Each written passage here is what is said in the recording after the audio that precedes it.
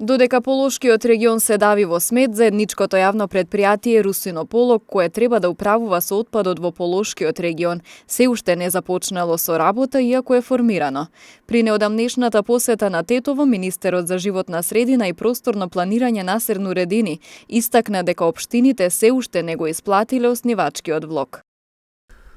Мора да се разбере дека општините треба да одвојат средства за основачкиот капитал за формирање на регионалното јавно комунално предпријатие.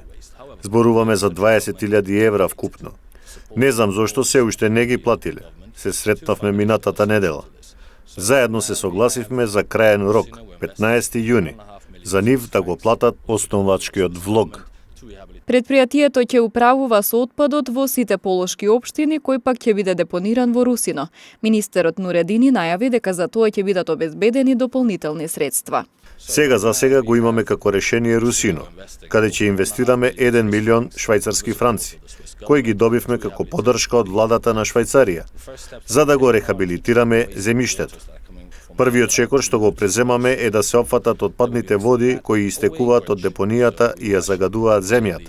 Потоа ќе се направи вага за мерење, каде ќе се мери количината на отпад што се носи тука и потоа секоја општина ќе плати за отпадот кој ќе го депонира во Русино.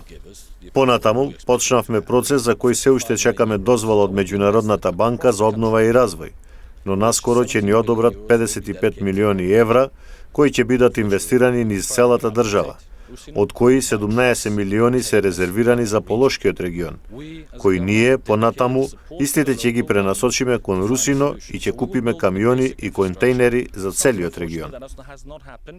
Инаку депонијата Русино ќе функционира како санитарна депонија додека не се најде друга локација.